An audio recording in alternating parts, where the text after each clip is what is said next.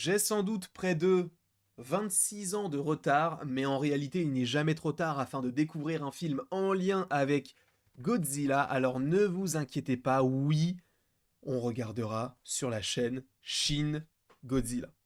Il n'y a aucun souci là-dessus. En revanche, aujourd'hui, nous allons parler d'un film qui est un petit peu plus clivant, dirons-nous.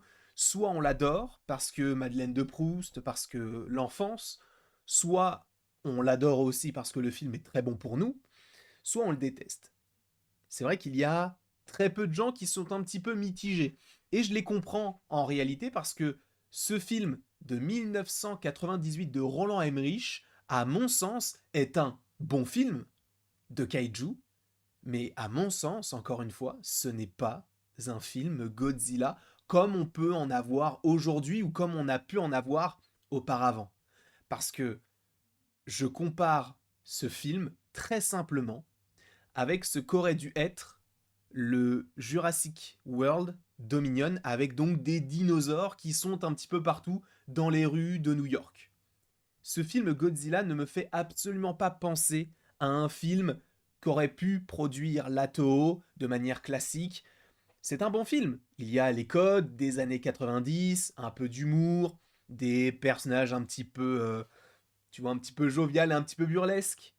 Mais je trouve qu'en tant que film Godzilla, ce n'est pas un très bon film. En film de kaiju, en film de dinosaures, il n'y a pas de souci parce que, en réalité, on dirait vraiment un film Jurassic Park ou Jurassic World à l'époque.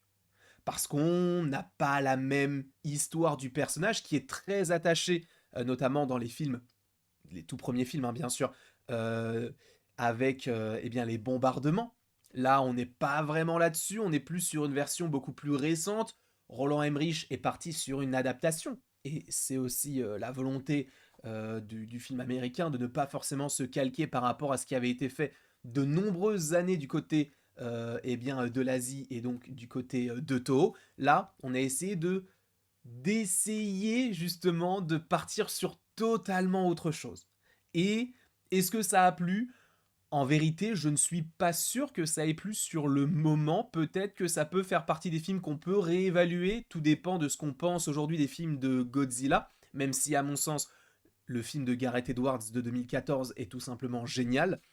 Et de plus, Minus One est tout simplement un chef-d'œuvre à mon sens. Et d'ailleurs, j'ai vraiment, vraiment hâte qu'il ressorte parce qu'a priori, oui, c'est aujourd'hui, en tout cas au moment où je tourne cette vidéo, que Godzilla Minus One ressort en salle pour 2 semaines, donc foncez. Si vous n'aviez pas eu l'occasion de le regarder le 7 et le 8 décembre 2023, foncez parce qu'il vaut réellement le coup. En tout cas, nous avons donc ce Godzilla qui a plus une allure de T-Rex plus que la baleine gorille que nous avons du côté du Monsterverse et que nous avions également auparavant. Au-delà de tout ça, je trouve qu'il y a quand même des petits paramètres plutôt intéressants. Notamment, lui, il y a Jean Reno dans ce film. Dites-vous qu'il y a un film avec Jean Reno qui s'appelle Philippe à New York qui affronte des kaiju et qui en plus est accompagné par Doug Savant qui joue Tom Scavo dans Desperate Housewives. Alors peut-être que j'ai rajouté un E dans oui, c'est Desperate Housewives. Bref, ce mix de tout ça fait que c'est un blooby-boulga de petits éléments qui en vrai sont sympas. C'est sympa. Ce film, en plus, donc comme je l'ai dit, est réalisé par Roland Emmerich. Je ne suis pas forcément fan du bonhomme. Il est vrai que je n'ai vu que 3 4 films de sa personne. Je n'ai pas vu encore Indépendance Day. Quoique, je crois que j'ai vu quelques scènes, mais sans vraiment m'y attarder. J'ai vraiment bien aimé Le Jour d'après. Et c'est vrai que récemment, il part plus sur des films catastrophes pas forcément très convaincants comme Moonfall, qui est sorti, je crois, en 2021 ou en 2022. Et si je ne dis pas de bêtises, il a aussi réalisé un autre film que j'ai vu 2012. C'est lui qui a réalisé 2012, que je n'ai pas forcément non plus trop apprécié, tu vois, ça faisait partie de cette catégorie de films un peu comme Prémonition de la fin du monde, tu vois, le début, milieu des années 2010. J'étais pas forcément totalement fan de cette époque-là, mais là, on est dans les années 90, une époque au cinéma que j'aime beaucoup, Donc notamment, Sébastien, m'a fait, découvrir Jurassic Park que j'ai bien aimé. En tout cas, j'ai préféré le premier au deuxième, même si je n'ai pas encore vu le 3. Et j'aime bien cette ambiance-là, tu vois, le côté de oui, il y a des catastrophes, oui, on a un aspect qui est quand même horrifique avec des plans où justement tu ne sais pas à quel moment va débarquer la créature.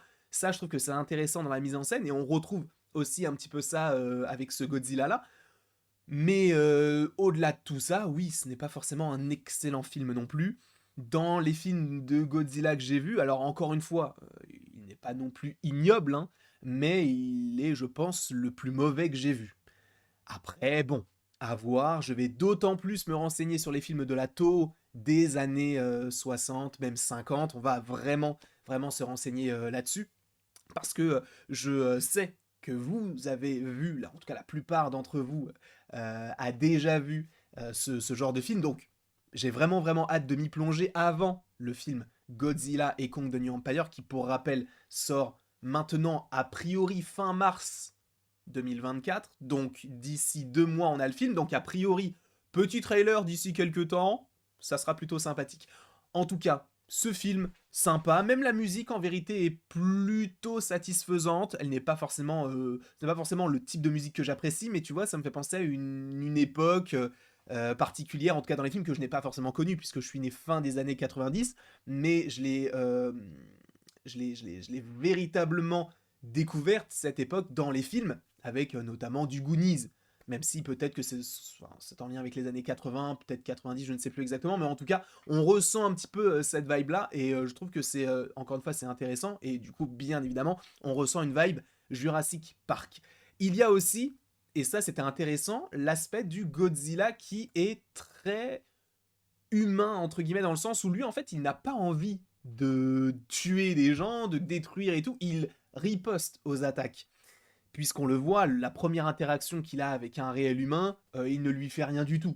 Mais c'est une fois qu'il est attaqué qu'il va donc devenir violent. Et comme ça avait été le cas pour Kong dans le film King Kong de Peter Jackson en 2005. Alors, je ne dis pas que Peter Jackson s'est inspiré de ce film-là, mais c'est vrai qu'on peut remarquer quelques petites similitudes, notamment par rapport au fait que, eh bien, c'est là pour le coup, à la différence de Peter Jackson, ce ne sont pas les humains qui ont ramené le problème là où ils habitent, mais c'est plus de bah on ne va pas chercher à comprendre, on va tirer, on va tirer, on va tirer. Et c'est aussi le cas, hein, bien sûr, dans Godzilla de Gareth Edwards, même si au fur et à mesure, eh bien, on comprend que là aussi, il y a un côté assez scientifique, bah, justement avec le trio de tête, avec notamment Philippe.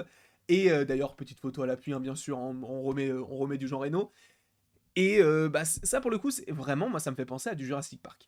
Après, bon, si on prend encore une fois le film en tant que tel, en film Godzilla, je trouve que ce n'est pas forcément un très très bon film Godzilla, mais encore une fois, pas dégueulasse non plus.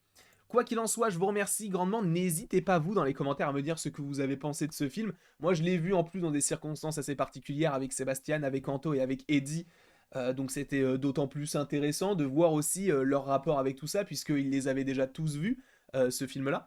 Donc voilà, n'hésitez pas bah, peut-être à les suivre si j'y pense dans la description, et aussi, bien sûr, à me dire dans les commentaires ce que vous en pensez, parce que c'est vrai que j'ai l'impression que c'est très clivant. Soit on déteste, soit on adore. Dites-moi tout cela dans les commentaires, et après tout ceci, il ne me reste plus qu'à vous dire à la prochaine pour la prochaine. Et bien évidemment, sachez que vous pouvez aimer, partager, commenter et vous abonner comme d'habitude si vous en avez envie, mais il n'y a aucune obligation.